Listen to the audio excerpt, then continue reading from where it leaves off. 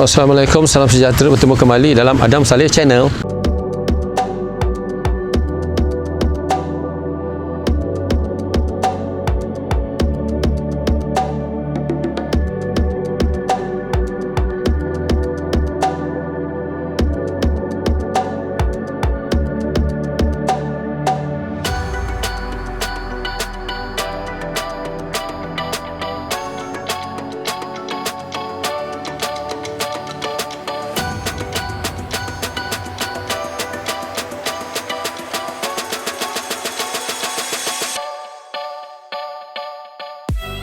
Okey, sebelum rakaman ini dibuat, saya baru terima berita mengejutkan, itu kematian Maya Matahari, iaitu penyanyi tanah air kita yang berasal di Johor. Maya ini saya cukup kenali lah sebab sempat interview dia beberapa tahun yang lalu, dan saya ucapkan takziah lah pada keluarga Allahyarham Maya Matahari ini. Kalau 18 Mac kita kehilangan Maya Matahari, tarikh 19 Mac kita jangan lupa bahawa itu adalah tarikh detik yang tidak disangka, itu detik kematian penyanyi terkenal Indonesia itu, Niki Ardila. Almarhumah Niki Ardila meninggal dunia pukul 6:30 waktu Indonesia Barat pagi tadi akibat kecelakaan lalu lintas. Niki Ardila, penyanyi muda yang oleh pengamat musik pop Indonesia disebut sebagai salah satu kekayaan seni yang ikut memberikan warna bagi perkembangan musik Indonesia, meninggal dunia. Yakin kepadamu hingga membuatku terlena, rindu padamu setiap hari, bayang dirimu menggoda jiwa.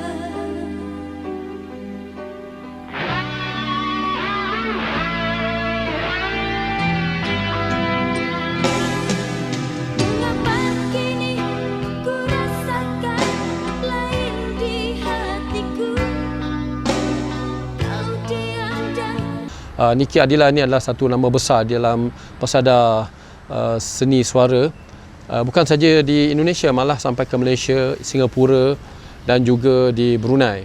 Dan saya beruntunglah kerana sempat menuramah Allahyarham Niki Ardila ini pada usianya sejak 14 tahun lah, sehingga ke detik terakhirnya 19 tahun sebelum dia kembali ke tanah airnya dan meninggal akibat kemalangan jalan raya.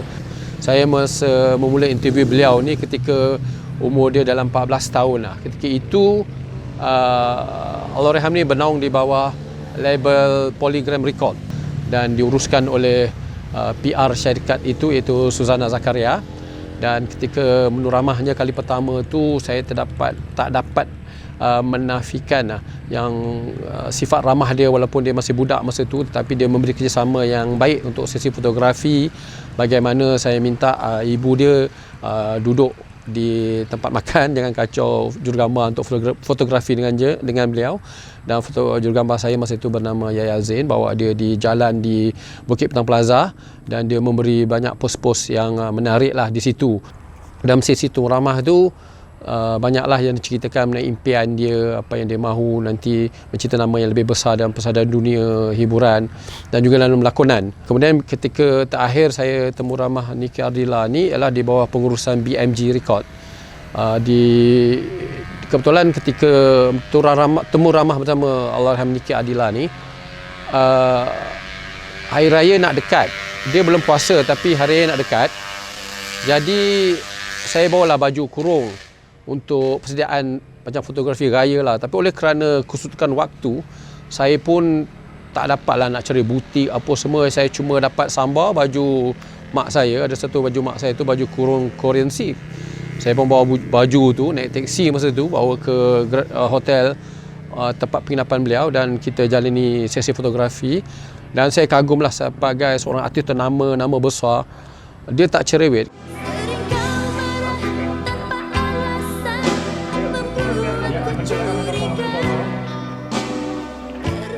Kami banyak berceritalah mengenai keinginan dia untuk masuk sekolah Inggeris, mendalami bahasa Jepun, dan juga nak tingkatkan bidang perhubungan awam. Okey. Kemudian dia ada cakap juga yang dia nak jadi menteri. Saya pun rasa macam melawak dan dia nak jadi menteri apa kan, sibuk dan menyanyi. Tetapi dia kata tak salah kan seorang penyanyi itu nak jadi menteri, sebab apa ni, dia boleh naburkan bakti atau kebajikan pada masyarakat. Walaupun usia dia muda, tapi kita tengok beliau dapat mendirikan satu sekolah untuk anak-anak istimewa, yang mana dana tu adalah hasil daripada duit nyanyian Niki itu sendiri. Dan implikasinya, walaupun Niki Ardila tu telah tiada, sekolah tu masih lagi beroperasi. Genap 22 tahun kematian Niki Ardila tu, saya hadir di Bandung lah. Saya hadir di Majlis Tahlil Allahyarham, bertemu kembali ibu beliau dan juga abang dia Alan, dan saya ambil kesempatan tu untuk ziarah kuburnya, pusaranya di Ciamis. Oh, barulah saya tahu maknanya Bandung dan Ciamis ni bukanlah dekat. Bagaimana ketika itu sudah 22 tahun kematian Niki Ardila, tetapi peminat dia yang hadir di majlis tahlil dan juga di menziarahi pusara beliau berpusu-pusu. Dan saya cukup salute lah bila ada peminat daripada Bandung, itu memang wajib lah. Tapi ada peminat daripada Jakarta, peminat daripada Padang, peminat dari keseluruhan Nusantara Indonesia tu, daerah Indonesia tu, turut dapat lapangkan waktu untuk menghadiri tahlil dan juga menziarahi pusara Allahyarham. Ini sesuatu yang sukar kita nak temui dapat pada artis tempatan ataupun artis yang lain sebab biasanya kalau dah meninggal setahun 2 tahun, orang dah lupa. Apa istimewa Niki Ardila buat kita jadi tertanya-tanya. Saban tahun berpusu-pusu peminat dia menziarahi pusara dia. Itu yang buat saya kagum ketika saya hadir tu, dan saya sempat ditemu ramai oleh ada stesen Indonesia. Saya bercerita lah, rasa kagum dan rasa teruja bagaimana kasihnya peminat Indonesia itu kepada Niki Ardila. Ya, saya berpesan kepada masyarakat Malaysia, mudah-mudahan saya bisa diterima di sini, dan buat papi sedang bilang Niki, salam aja, saya di sini baik-baik saja. Bila mau pulang ke Bandung? Kenapa? Bila mau pulang? Kapan mau pulang? Okey, kalau kita nilai balik lagu-lagu nyanyian Allahyarham Niki Ardila ni, terlalu banyak nak sebut satu persatu ni kan. Boleh katakan majoriti lagu-lagu yang dinyanyikan top-top laka. Kalau lagu ciptaan komposer Syarif Amri, kita tahulah lagu Aku Tak Ingin Bersuara tu. Ku tak akan bersuara walau dirimu kekurangan, hanya setiamu itu ku harap. Lagu tu memang sesuatu yang macam ada signifikan sendiri pada Allahyarham. Umpamanya selesai lagu itu popular di Malaysia, tiba-tiba ditakdirkan Allahyarham meninggal dunia, seolah-olah ia seperti salam perpisahan pada kita.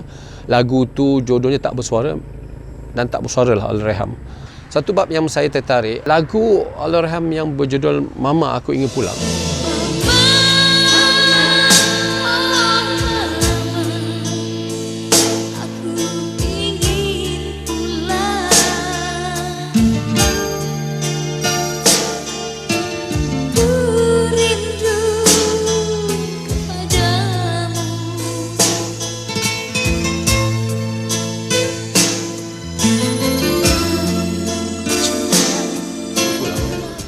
Lagu ni pun sesuatu yang kalau kita dengarkan balik kan, dia ialah kan, dia anak perempuan tunggal yang dikasihi oleh ibu dia. Cuba bayangkan lagu tu dikeudarakan dan ibu dia mendengar kembali. Kita tak dapat selami betapa hibanya hati seorang ibu kehilangan anak yang sesatunya kan, anak perempuan tunggal yang dikasihi.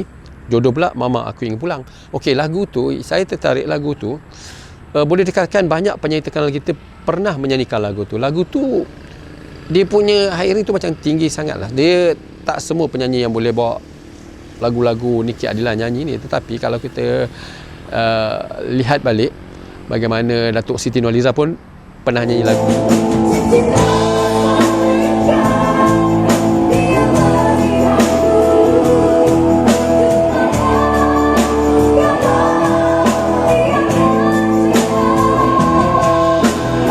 Begitu juga Azharina pernah nyanyi lagu tu. Tapi kalau Jesse sekarang menyanyi dalam pertandingan, saya tak nampaklah dia nak nyanyi lagu tu kan. Okey, saya ingin menyorot kembali bagaimana sesi interview terakhir bersama Niki Ardila ni, iaitu penghujung 1994 dalam bulan Disember lah, sebab Allahyarham meninggal dalam Mac kan. Sebenarnya saya selalu buat fotografi dengan artis ni, saya suka buat secara eksklusif lah. Di sidang akhbar tu lain, tetapi bila eksklusif tu saya lebih senang untuk wawancara, mengetahui isi hati dia. Jadi bila saya mengadakan interview terakhir dengan Nike Ardila ni, yang saya cerita tadi, yang saya bawa baju ibu saya tu, okey, sebenarnya hari tu komitmen dia terlalu banyak tau, sebab dia datang untuk promosi album dia, promosi lagu dia kan. Kemudian terlalu banyak, dia akan di pihak akhbar ni, pihak majalah ni nak interview dia. Waktu yang sama, petang petang selepas saya interview Niki ni, dia akan pergi ke satu kompleks Kempton Plaza lah kalau tak silap saya. Dia akan menghiburkan orang di sana. Tapi maknanya masa dia terhad tu, dalam pukul 5 dia akan tinggalkan hotel tu. Tetapi saya interview dia dalam masa yang agak lama lah, sebab bila sambil dia fotografi, saya tanya soalan. Soalan saya tu entah kenapa lama pula. Selalu saya pun tak nak buang masa, tapi itu takdir lah. Saya berbual dengan dia, lepas tu oleh kerana panjang sangat saya nak berbual dengan dia, sampai Nike Ardila ni dia tak mengeluh pun. Tu yang saya kagum juga. Dia kalau setengah artis, apa budak ni banyak sangat tanya kan. Tetapi dia tak begitu. Dia kata begini, kita sambung berbual dalam kamar dia, dalam bilik dia. Tu yang saya pergi masuk dalam bilik dia tu, kebetulan ibu dia ada. Jadi kita sambung lah bercerita dalam tu. Masa itulah saya dapat tahulah yang dia minat dengan pelumba kereta Alex Yong kan. Penyanyi Malaysia pun ada yang dia minat kan.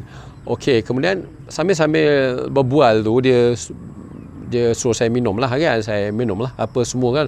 Tapi satu yang saya tak dapat lupa, sebenarnya dia duduk kat satu ujung katil lah gitu. Ujung katil, dia sambil makan singgam.